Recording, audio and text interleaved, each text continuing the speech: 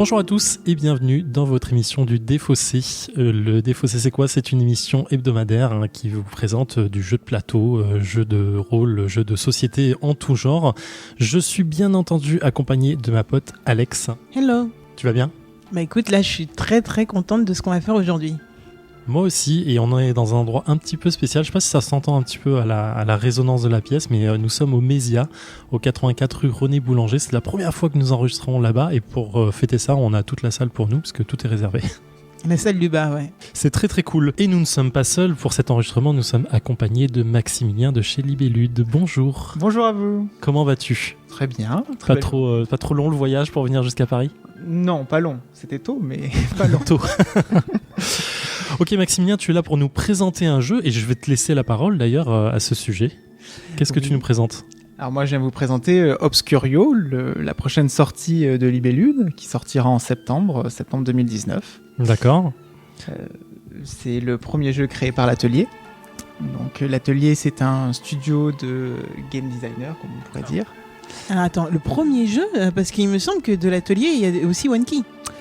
Oui, mais merci de me corriger tout de suite. Parce que là, on l'a présenté. Bon, il n'est pas encore sorti au moment où je parle, mais je crois qu'il sera sorti au moment de la sortie de l'émission. Oui, il n'était pas encore sorti, j'ai écouté. Le One Key est le premier jeu effectivement sorti de l'Atelier en mai, et donc maintenant le deuxième sera Obscurio, toujours chez Libellude.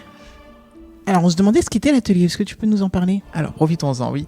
L'Atelier, c'est un groupe de game designers. Donc, au début, ils étaient deux ou trois. Ils travaillent au sein de Libellude.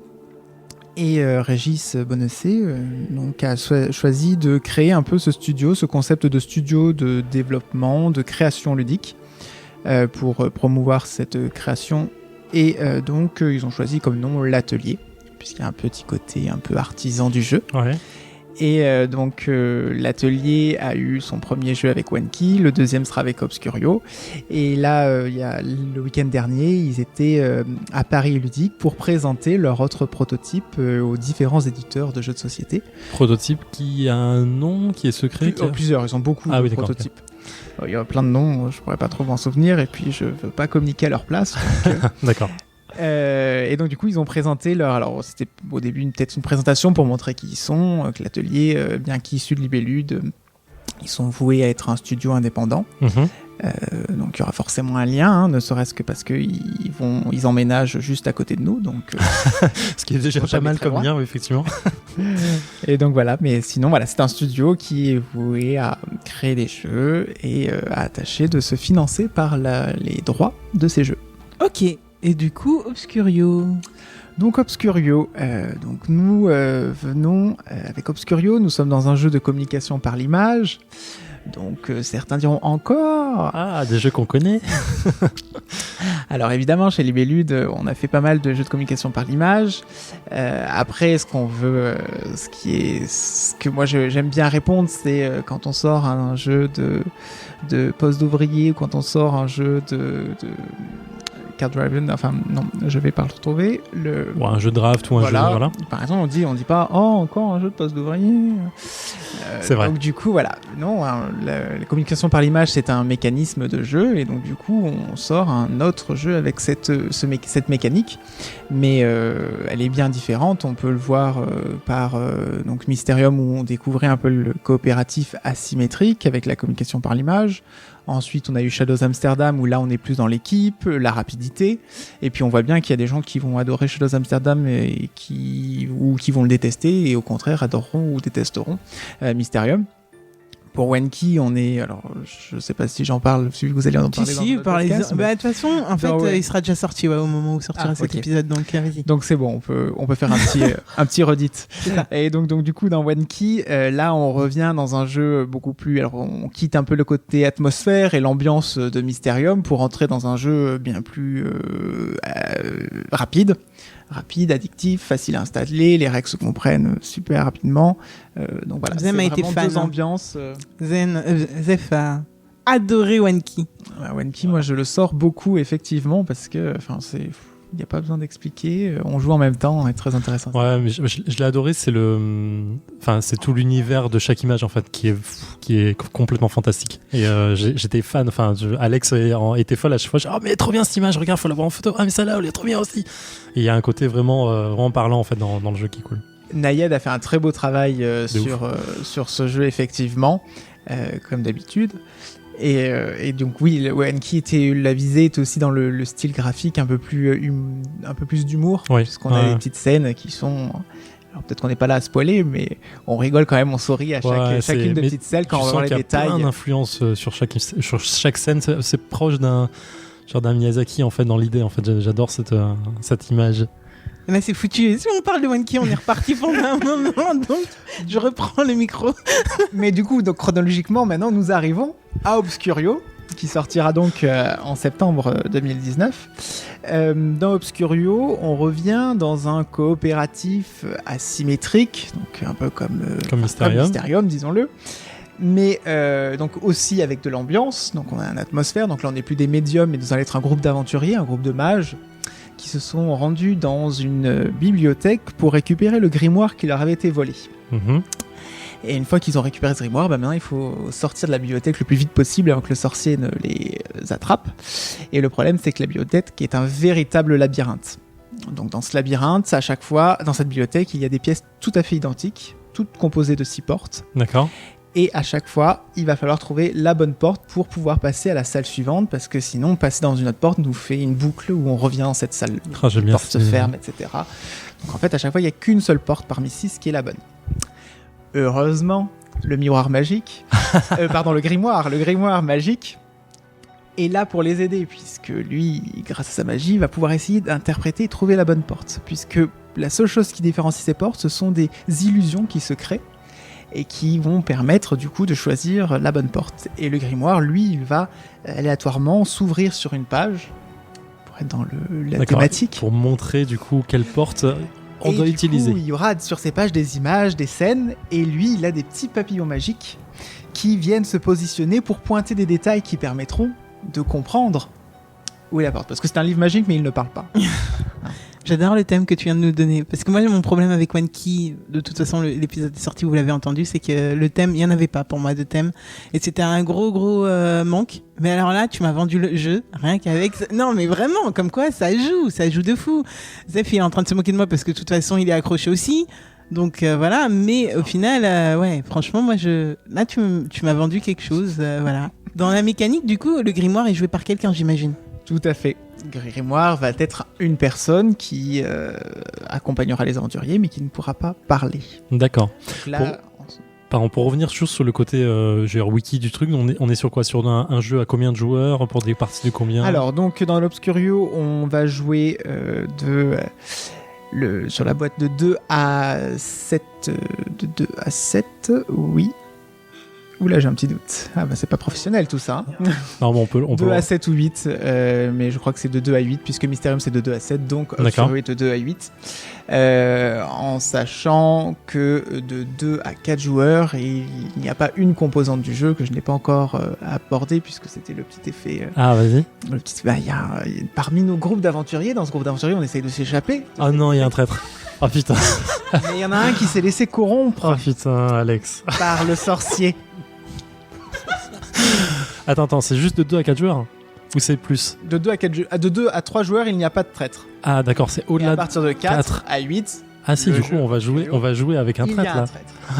Ah putain, c'est chaud. Ok, d'accord, bonne composante, bonne mécanique. Et quel est le rôle du traître du coup? Juste de s'échapper tout seul? Non, le but du traître est que vous ne vous échappiez pas. Ah oui, d'accord. De la bibliothèque. Bah, il pourrait juste faire en sorte de... Ah non, parce que le traître est dans l'équipe de celui qui essaye de nous attraper. Alors voilà, le traître a été corrompu par le sorcier, et lui, son but est donc de rester bloqué dans cette bibliothèque. Donc le traître va essayer de semer la confusion au sein de l'équipe. Et comment il va le faire? Par une magie cachée qui lui permet de choisir des fausses portes. Parmi les 6 portes qui seront présentées, il va pouvoir choisir jusqu'à 2 fausses portes.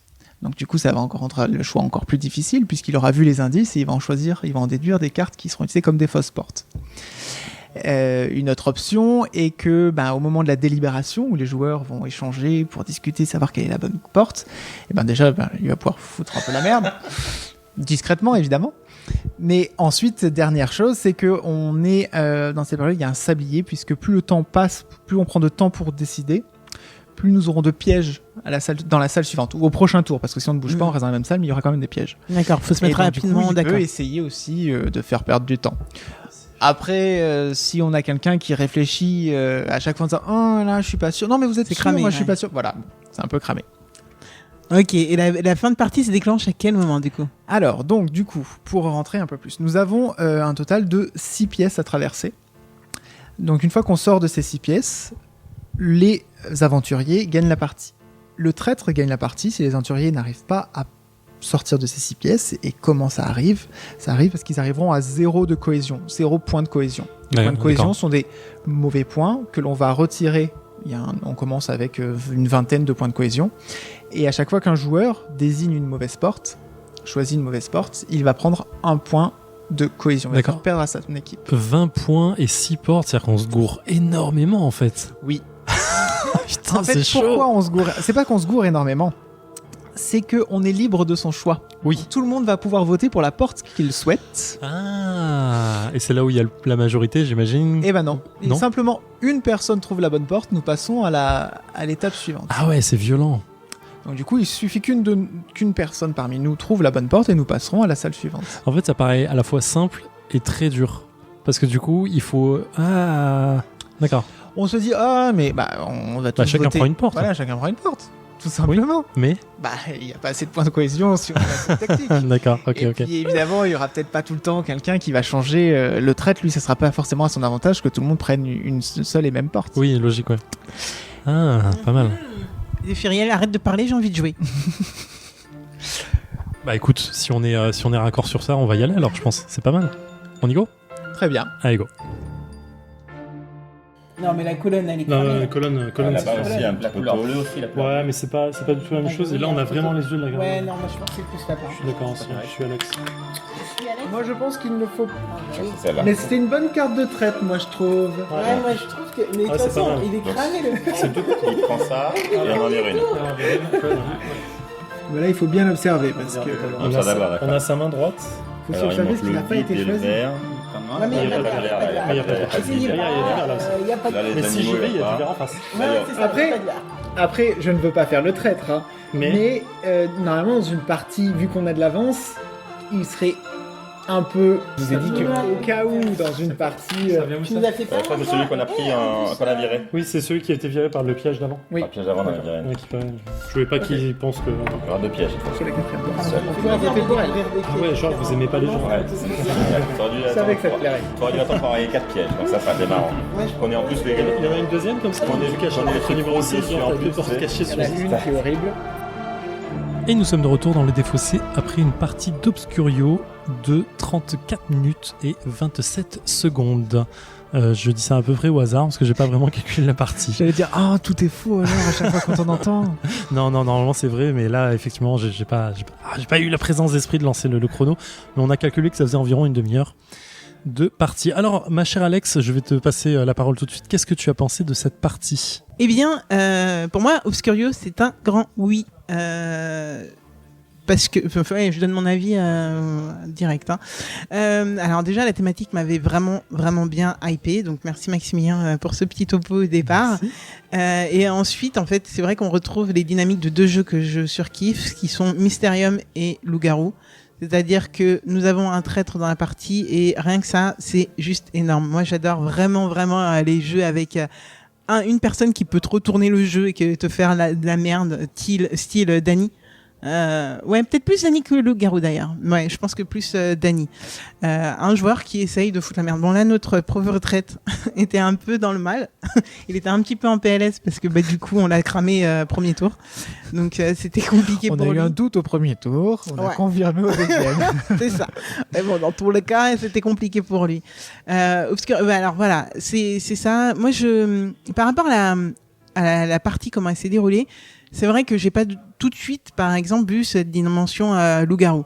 Je l'ai vu quand on nous a demandé de fermer les yeux et de pendant que le traître essayait de mettre en place une stratégie. Et franchement, je vais le dire honnêtement, pendant les 2 premières manches, j'ai eu un petit doute en me disant mais en fait ça ralentit vraiment le rythme du jeu. Est-ce que ça me plaît tant que ça? Et au final, en fait, c'est vrai que c'est comme le loup-garou, on nous l'explique et après on rentre dedans. C'est vraiment là, je pense que c'est la surprise de ah ouais, on ferme les yeux. Toi, t'as pas ressenti ça comme ça? Alors la dimension loup-garou, et je suis plus côté loup-garou que Dany là-dessus, même si y a le traître. Oui, je l'ai vu complètement. Non, j'ai pas eu l'impression que ça ralentissait le jeu. En fait, moi j'aime bien ces moments dans ces jeux où tu prends 3-4 secondes parce que voilà, tu fermes les yeux et tu mets en place parce que quelqu'un doit faire une action, où ça te permet de te concentrer sur le jeu. En fait, je sais pas comment dire. Moi, j'ai un focus qui se fait sur le jeu tout de suite, et du coup, dès qu'on me demande de rouvrir les jeux, en fait, je suis vraiment plus concentré sur ce que je dois faire. Ah oui, non, je desserre pas je desserre pas l'intérêt de cet acte. Hein. Je dis juste que moi, ça m'a surpris et du coup, ça m'a sorti pendant les 2 premières manches avant de me remettre dedans. Non, moi, ça m'a pas plus choqué que ça, en fait. Bon, ça aurait été étonnant qu'on ait le même avis, donc c'est pas grave. Mais toujours est-il que bon, Obscurio, moi, et puis il y a vraiment tout cet univers avec ces cartes. On a des cartes qui retranscrivent juste ça. On est chez un sorcier, donc c'est un monde imaginaire. Et les cartes, c'est exactement ça.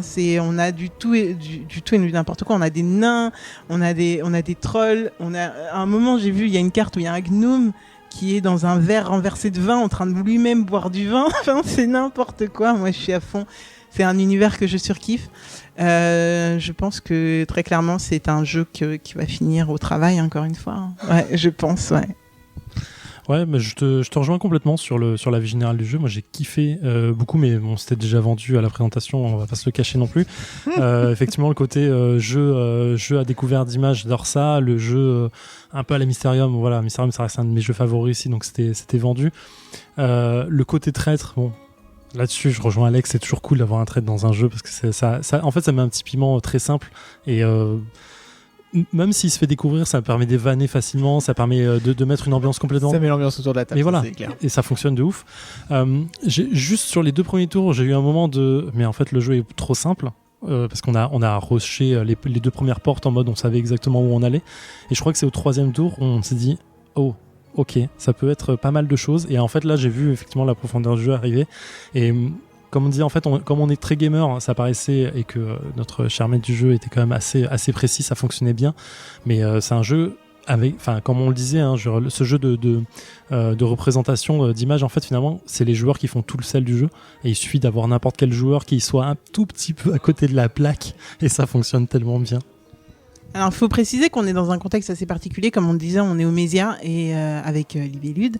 Mais surtout, vous enregistrez une petite vidéo et donc j'ai été interviewée. On m'a demandé quel est le rôle que je pensais être le plus compliqué des 3 rôles. Donc, soit le grimoire, soit le traître, soit un joueur lambda. Et j'ai dit le traître parce que en fait, on avait un tellement bon MJ qu'on se rendait pas compte à quel point ça pouvait être complexe en fait d'être MJ.